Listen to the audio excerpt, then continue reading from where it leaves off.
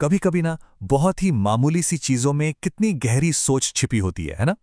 आज हम बच्चों की एक ऐसी ही कहानी के पन्ने पलटेंगे और उसके अंदर छिपे उन राजों को खोजेंगे जो इसे सीखने का एक बहुत ही पावरफुल जरिया बनाते हैं। तो चलिए मिलते हैं हमारी कहानी के किरदारों से। एक प्यारी सी बच्ची है नीना और उसके नाना। और कहानी की शुरुआत होती है एक बिल्कुल आम दिन से। नाना बाजार से घर लौटे हैं। देखते हैं कि इस मामूली सी बाजार यात्रा में ऐसा क्या खास है। तो सीन कुछ ऐसा है कि नाना बाजार से लौटे हैं और उनके हाथों में हैं ताजे ताजे हरे भुट्टों से भरे हुए थैले। देखकर ही लग रहा है कि घर में एक छोटी सी दावत की तैयारी होने वाली है।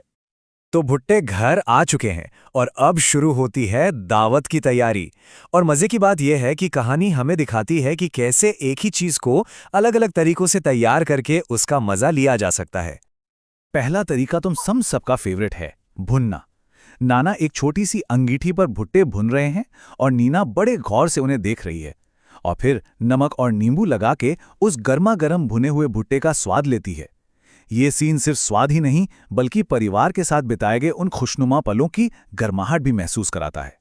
लेकिन रुकिए, कहानी सिर्फ भुने हुए भुट्टों की नहीं है। नानी भुट्टों को उबालती भी हैं और फिर नाना और नानी एक साथ बैठकर उन उबले हुए भुट्टों का लुत्फ उठाते हैं। ये जो साथ बैठकर खाने का मजा है ना, कहानी इसे बहुत खूबसूरती से दिखाती है। अच्छा, तो अब तक तो ये एक बड़ी प्यारी सी दिल को छूने वाली कहानी थी, लेकिन अब जरा इसकी परतों को खोलते हैं। ये सिर्फ एक कहानी नहीं है, ये बहुत ही सोच समझकर बनाया गया एक लर्निंग टूल है। चलिए देखते हैं कैसे। तो असल सवाल तो यही है कि इतनी सीधी साधी सी कहानी आखिर बच्चों की किताब में कर क्या रही है। इसका जवाब कहानी के खत्म होने के बाद शुरू होता है, उन एक्सरसाइजेज में जो एक एक करके खुलती हैं। तो कहानी खत्म होते ही सबसे पहले परखी जाती है बेसिक समझ। बच्चों से एक सीधा सा सवाल पूछा जाता है, नाना बाजार से क्या लाए? इस सवाल से बस ये पक्का हो जाता है कि उन्होंने कहानी को ध्यान से सुना और समझा है। ये रीडिंग कॉम्प्रिहेंशन का पहला और सबसे जरूरी स्टेप है। और अब खेल और भी मजेदार हो जाता है, क्योंकि अब हम सिर्फ कहानी की बात नहीं कर रहे, बल्कि बात भुट्टो से आगे बढ़कर खाने पीने और भाषा की बड़ी दुनिया तक पहुंचती है। यहाँ किताब एक कदम और आगे जाती है। भुट्टे की मदद से बच्चों को कैटेगराइजेशन सिखाया जाता है, यानी चीजों को अलग अलग ग्रुप में बांटना। उनसे पूछा जाता है कि दूसरी खाने की चीजें कैसे बनती हैं, क्या उन्हें भूनते हैं, तलते हैं, उबालते हैं या कच्चा खाते हैं। ये छोटी सी एक्सरसाइज उनकी सोचने समझने की शक्ति को बढ़ाती है। अब सबक उतरता है भाषा की गहराइयों में। अगली एक्सरसाइज को समझने के लिए पहले मात्रा को समझ लेते हैं। अब हिंदी में मात्राएं क्या होती हैं? ये वो छोटे छोटे चिन्ह हैं जो किसी अक्षर की आवाज को पूरी तरह बदल देते हैं। और देखिए, इसी कॉन्सेप्ट को कितने मजेदार तरीके से सिखाया गया है।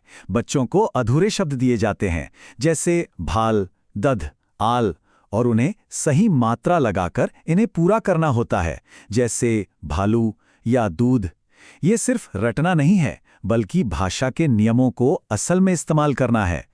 और अब हम आते हैं इस पूरे पाठ के सबसे बेहतरीन, सबसे क्रिएटिव हिस्से पर। ये वो हिस्सा है जहां रटने पढ़ने से बात आगे बढ़कर कल्पना की उड़ान तक पहुंचती है। और वो जादुई सवाल है, नीना ने फिर क्या किया? सोचिए जरा। बस ये एक सवाल बच्चों को सिर्फ एक पढ़ने वाले से कहानी बनाने वाला बना देता है। ये उनकी इमेजिनेशन को जगाता है और सबसे बढ़कर उन्हें अपनी भाषा में खुद को एक्सप्रेस करने का आत्मविश्वास देता है। तो देखा आपने, नीना और उसके नाना की ये छोटी सी कहानी सिर्फ एक कहानी नहीं है, ये एक पूरा लर्निंग पैकेज है जिसमें समझ, वर्गीकरण, भाषा का ज्ञान और रचनात्मकता सब कुछ शामिल है। ये हमें सोचने पर मजबूर करती है कि कैसे सबसे आसान दिखने वाली कहानियां ही असल में सीखने सिखाने का सबसे ताकतवर जरिया बन सकती हैं।